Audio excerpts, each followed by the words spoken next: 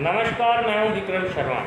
जैसा कि आप जानते हैं, सत्य सारथी आप तक नए नए मुद्दे लेकर के आता है और थानेसर क्या हरियाणा में क्या चल रहा है उन मुद्दों पर बातचीत करता है। तो आज का मुद्दा हम आपके सामने लेकर के आए हैं कि सुप्रीम कोर्ट ने शारीरिक शिक्षक भर्ती में जो शामिल हुए थे उनको गैरकानूनी बताया, लेकिन शारीरिक शिक्षक संगठनों का कहना है कि कहीं भी सुप्रीम कोर्ट ने ये नहीं कहा कि उन्हें हटा दिया जाए, तो हरियाणा सरकार ने उन्हें रिलीज़ कर दिया है। इसी को लेकर हरियाणा भर में 1983 शिक्षक जो हैं हरियाणा सरकार ने हटा दिए हैं। जी हाँ, आज हम पंडित लक्ष्मीकांत शर्मा के पास आए हैं। कांग्रेस के बड़े नेता हैं और तेज तरार अपने शब्दों में अपने वक्तव्यों को रखते हैं। तो देखिए क्या कहते हैं कि लक्ष्मीकांत शर्मा इस मुद्दे पर उनके विचार जानेंगे। सर, 1983 पीटीआई शिक्षक जो हैं चिलचिलाती गर्मी में जो है संघर्ष कर रहे हैं, उन्हें रिलीज़ कर दिया गया है, तो इस पर आप क्या समझते हैं कि उन्हें रिलीज़ करना चाहिए था कि नहीं करना चाहिए था? 10 साल हो गए उनको।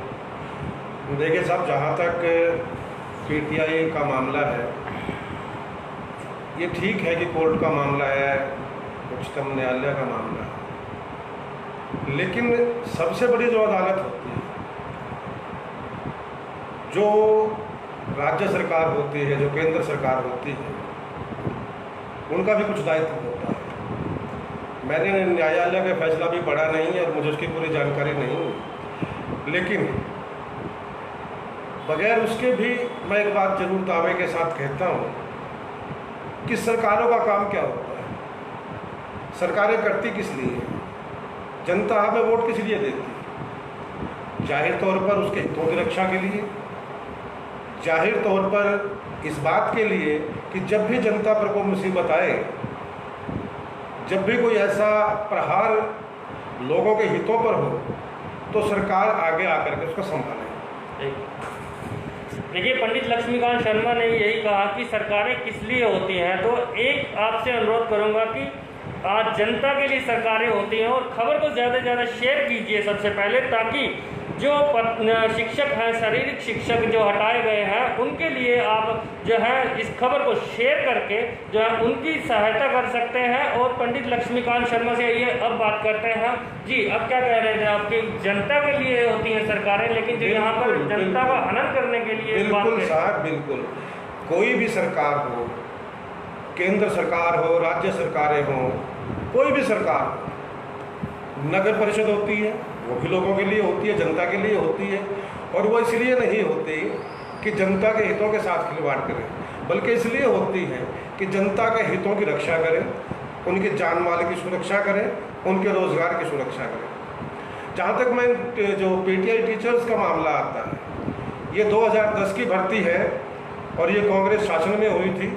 मैं एक बात बड़े स्पष्ट तौर से कह देना आपको चाहता हूँ, आपके माध्यम से जनता तक ये संदेश भी देना चाहता हूँ। वैसे तो अब जनता देख रही है, मुझे मालूम नहीं कि आखिर आज से 5-6 साल पहले किस बहकावे में आकर के जनता ने नरेंद्र मोदी और उसके कारिंदों को सत्ता सौंपी थी, लेकिन एक बात आज हमें तो पहले से मालूम है, कांग्रेस के लोगों को पहले से मालूम है, लेकिन हिंदुस्तान की जनता को, हरियाणा की जनता को आज एक बात अच्छी तरह समझ में आ चुकी है कि कांग्रेस रोजगार देती है, कांग्रेस जनता के हितों की रक्षा करती है, कांग्रेस व्यापारी, कर्मचारी, दुकानदार का दुख दर्द समझती है।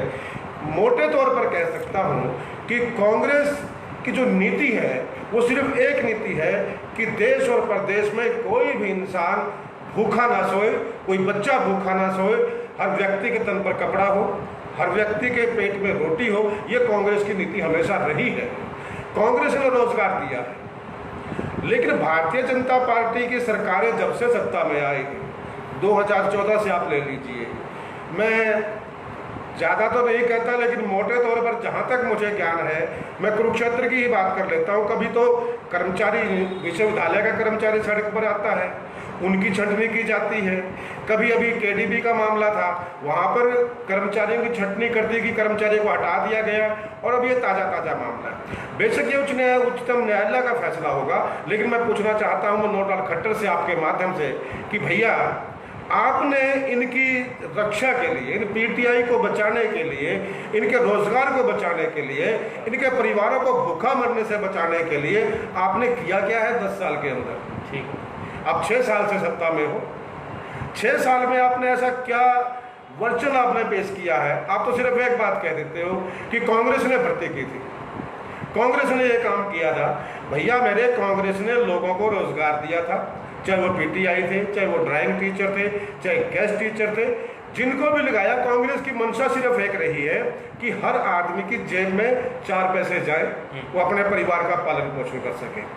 कांग्रेस की नीतियां तो यहाँ तक है कि आपको याद होगा शायद कि ओम प्रकाश चौटाला साहब ने एक बार पुलिस की भर्ती की थी, भजनलाल शासन में भर्ती हुई थी। ओम प्रकाश चौटाला साहब का बीच में शासन आया, जब उन कर्मचारियों को ओम प्रकाश चौटाला के टाइम में कोर्ट ने हटाया था, पुलिस कर्मचारियों को 1600 से ज़्यादा कुछ वो कर्मचारी थे, वो लोग ओम प्रकाश चौटाला के पास चक्कर लगाते रहे। 2005 तक उनकी सरकार रही, लेकिन ओम प्रकाश चौटाला ने उन पुलिस कर्मचारियों को कोई अहमियत नहीं दी। 2005 में जब हरियाणा में कांग्रेस की सरकार आई, कांग्रेस की सरकार ने आते ही उन 1600 कर्मचारियों को, जो वो भी सुप्रीम कोर्ट से बर्खास्त हुए थे, सुप्रीम कोर्ट से उनको निकाला गया था, उन पुलिस कर्मचारियों को भी विभिन्न विभागों में कांग्रेस सरकार ने अपने तरीके से उनको भर्ती किया था, वापस उनकी नौकरी दी थी।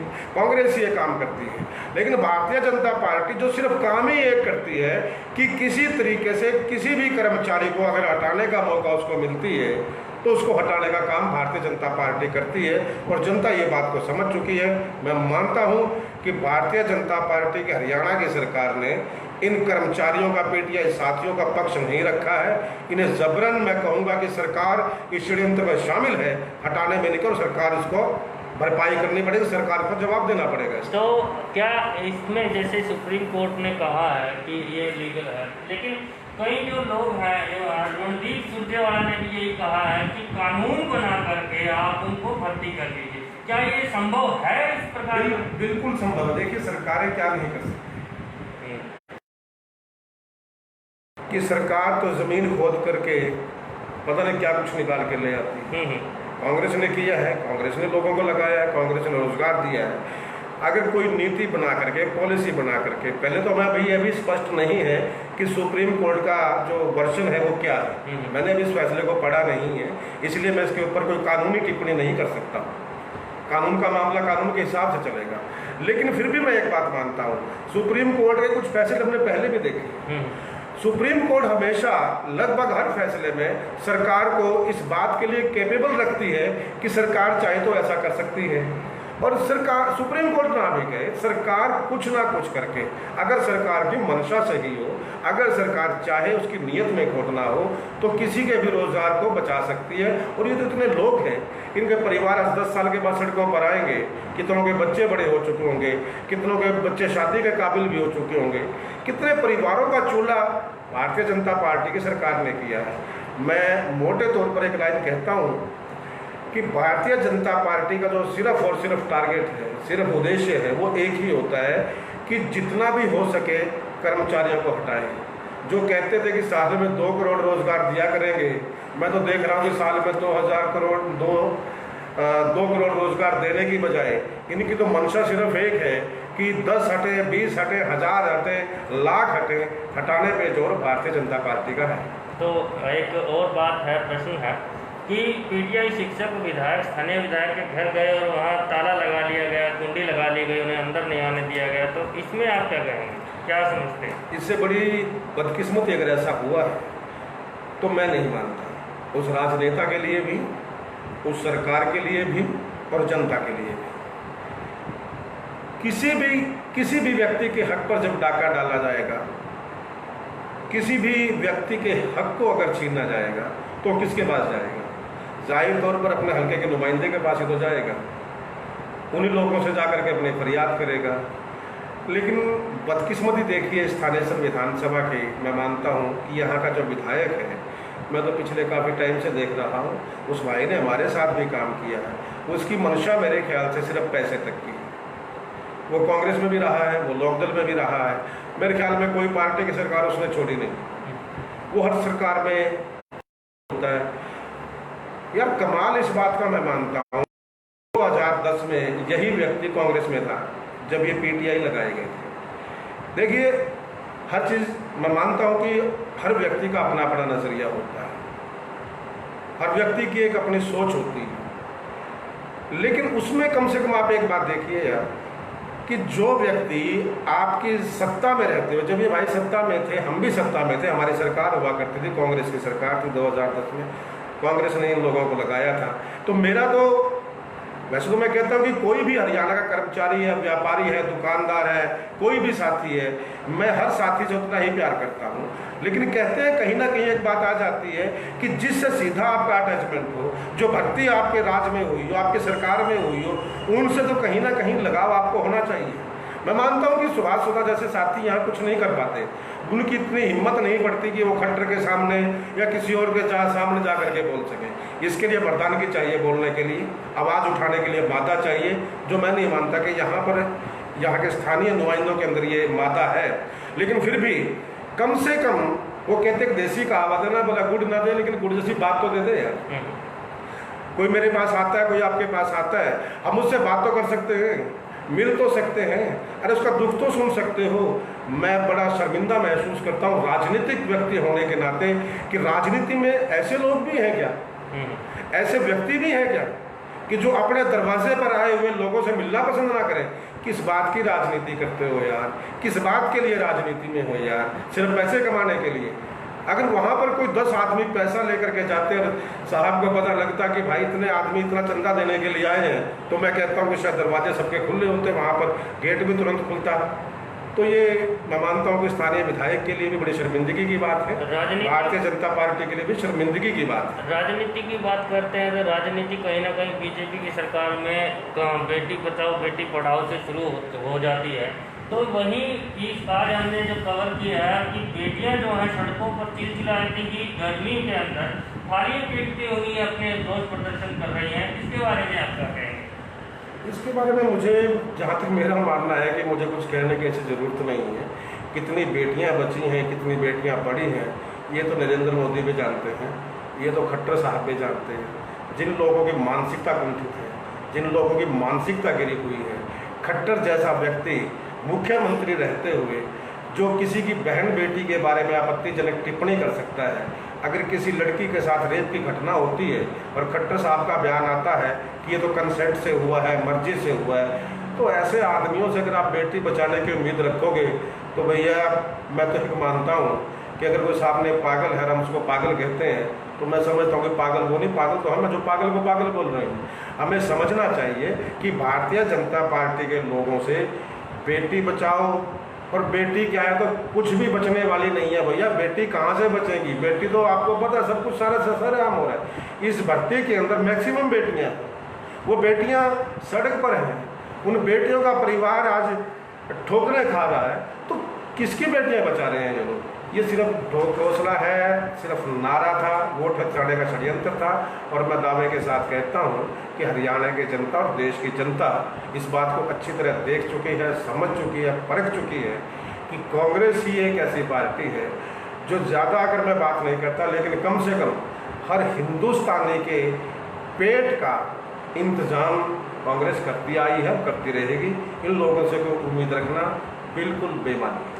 तो देखिए, ये थे हमारे साथ पंडित लक्ष्मीकांत शर्मा जी, जिन्होंने कहा कि इन लोगों से किन से बीजेपी, क्योंकि ये कांग्रेस के सिपह सलार माने जाते हैं, कई वर्षों से सबसे पुराने सिपह सलार यहाँ कांग्रेस के माने जाते हैं, और किस प्रकार से ये बढ़ के पीटीआई शिक्षकों को निकालने के उसमें, और इन्होंने एक सोल्यूशन भी दिया कि अपना हरियाणा सरकार जो है कानून बना सकती है, कानून बना करके उनका जो इस महामारी के दौर में जो है फिर रोजी रोटी को जो लात मारने से बचा सकती है। लेकिन कहीं ना कहीं हरियाणा सरकार की जो मंशा पर सवाल उठाते हैं यही पंडित लक्ष्मीकांत शर्मा, जो बड़े बेबाकी के साथ जो है जनता की, और जो जनता ही नहीं पूरे जो हताश होते हैं वो लोग, उनकी आवाज़ उठाने का काम यहाँ बखूबी करते हैं पंडित लक्ष्मीकांत शर्मा।